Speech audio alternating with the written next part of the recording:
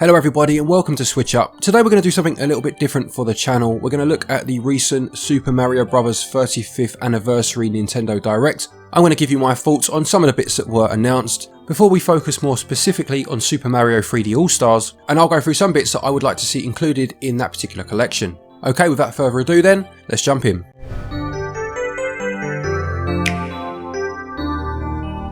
The first announcement made then was that of the Game & Watch Super Mario Bros. Edition that is coming out for a limited time. This gold Game & Watch system will include Super Mario Bros., Super Mario Bros. 2, the Japanese version that is, known as the Lost Levels everywhere else, as well as an update of the classic Game & Watch title, Ball. This is currently up for pre-order over here in the UK on Amazon for £50. Now whilst generally I don't agree with Nintendo making their stock limited, and trust me, we'll talk about that later, I'm sure you know what I'm talking about there, in this one instance I can understand their decision. This unit is out to mark the 35th anniversary of the Super Mario Bros. Game, and once the dust has settled and that date has kind of died down, I could see Nintendo's thinking in that there's no point producing units indefinitely for something commemorating a date that has long since passed and therefore has no real mass market appeal anymore. This does cause a problem for collectors of course, and this is where scalpers unfortunately step in, but as a business I'm sure Nintendo would argue that once its date has passed, the wide scale demand for this particular product will die down.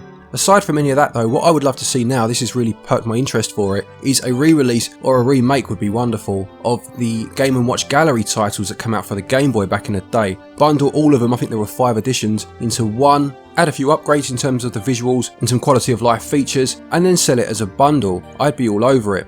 For me, those Game & Watch Game Boy games show just how well that original gameplay held up when, as they did, you made a few tweaks to modernise it.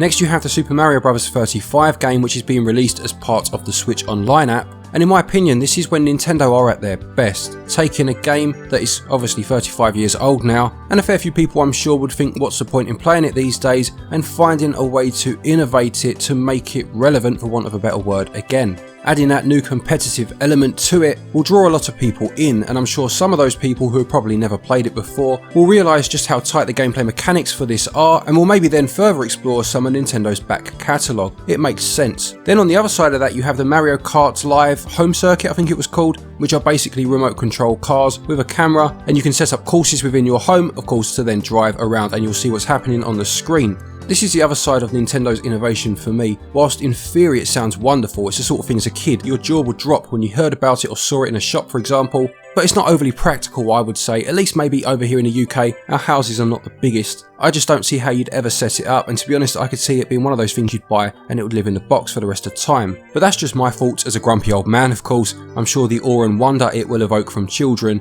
will be absolutely lovely to see. Although grumpy old man alert again, I'm sure the price won't be for the parents. Then of course you had the news that Super Mario 3D World is coming over to the Switch, a game originally on the Wii U, and I think in all honesty this one was a no-brainer. If you consider how many Wii U games have received ports to the Switch, it was only a matter of time really until this one followed suit.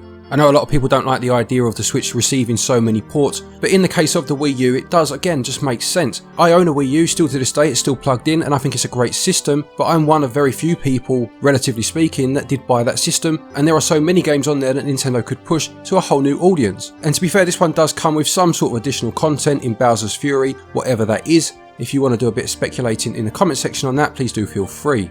Another no-brainer for me followed after this, with the news that Super Mario All-Stars will be releasing via the Super Nintendo Online app, and again this just makes sense. It's one of the big first-party games that isn't on that app at the minute. It includes of course an updated version of Super Mario Bros, and it perhaps just makes some of these classic games a little more palatable for people that didn't grow up with them, giving it that graphical overhaul, and I think it had more regular save points if I can remember rightly, albeit of course you can use restore points on the online apps anyway, but it may just open these up to a new audience. Super Mario All-Stars was the first game I ever played. When I got my Super Nintendo I got it bundled in, and I remember being absolutely stumped on how to beat Birdo in Super Mario 2 and having to wait to go to school the next day to ask my mate how to do it. Bloody hell, the days before the internet didn't half make it hard to finish games, I tell ya. There were some other bits announced, a level for Mario Maker 2, a Splatoon event, some other bits merchandise wise, but I'm not going to go into all that. The one I want to talk about the most is of course the announcement of Super Mario 3D All-Stars. Now whilst I will always be a 2D Mario fan first and foremost, Super Mario 64, for me at the time I think I was about 13 when it came out, and it absolutely blew me away. In the same way earlier I said about kids these days potentially seeing that Mario Kart home circuit and being mesmerised, Super Mario 64 was like nothing anyone had ever seen before. It was incredible. Now by the time the GameCube came out I'd kind of drifted away from gaming a bit, and the reason I bought a GameCube ultimately was for the Resident Evil remake, and once I'd played that through, the very next game I bought was Super Mario Sunshine. It was a game that divided opinion at the time, maybe it still does to this day, I don't really know, but it is a great 3D Mario game, with that extra mechanic being the backpack flood that you wear that allows you to shoot water, and that is used to overcome a variety of environmental puzzles throughout the game. And finally, of course, we have Super Mario Galaxy, a game that is absolutely revered to this day, that and its sequel that isn't included in this collection, and is a game that really showed what the Wii could do. The Wii gets a lot of stick, but it had some fantastic games on it, and Mario Galaxy was most certainly one of them. In terms of what I'd like to see this release include, now it's mentioned that it's going to be a higher resolution, high definition of course, but for me the update I want to see more so than anything else is a proper free turning camera implemented into Super Mario 64. Now again, if you haven't played it before, the Nintendo 64's controller had a 3-prong design and only one stick, which was placed in the centre. To move the camera you had the C buttons that you had to press, and the camera would kind of shift 90 degrees in the direction you were pressing, but it felt quite awkward. You were fighting against it a lot of the time. It was like trying to go up an escalator the wrong way, and whilst at the time it worked well enough, we didn't know any different, I'd love to have a proper camera assigned to the right stick these days. It would be a bit of a game changer in all honesty.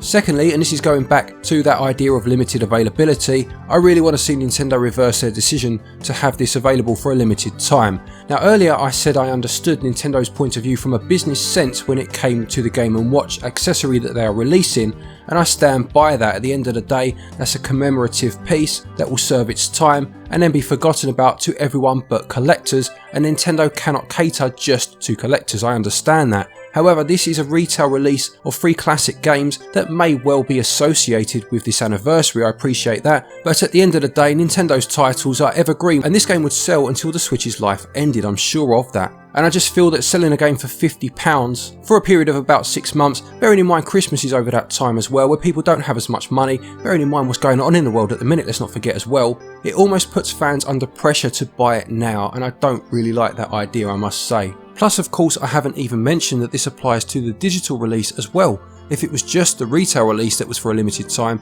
again I suppose I could understand it even though it would sell well, but for the digital release as well it's just crazy. I don't see any feasible business sense in making this limited. Maybe I just don't understand business as well as these people. Well, I don't think that's a maybe, to be fair, that's a given, but for a complete layman like me I would love to know the reason behind it. And finally, I know they said there would be a music player included in this package, and I think that's a wonderful idea, by the way. The music in these Mario games is sensational. I would love to see that be expanded a bit. Maybe it is and it's just not been announced yet, but to include things like concept art. I would love to see things like interviews with the developers, like you see on things like the Sega Mega Drive collections for example. Perhaps they could finally lift the lid on who these people are in Super Mario Galaxy, a mystery that has swept the internet for many years now. They are the 3 main things I'd like to see, to be honest. What would you like to see included? Is there anything you hope is still to be announced about that particular package? Please do let us know in the comments section below. In anticipation of the 35th anniversary of Super Mario Bros, I recently did a retrospective on the history of Mario and that game in particular, and if you haven't watched it already I would very much appreciate if you do give it a watch. I'll put a link to it in the top pinned comment. I hope you like this style of video, a bit more informal, just my thoughts on something that's happened Nintendo related recently. A quick thank you to our Patreons for your continued support, and to each and every one of you of course for watching our videos. Take care, stay safe, and until next time, happy gaming.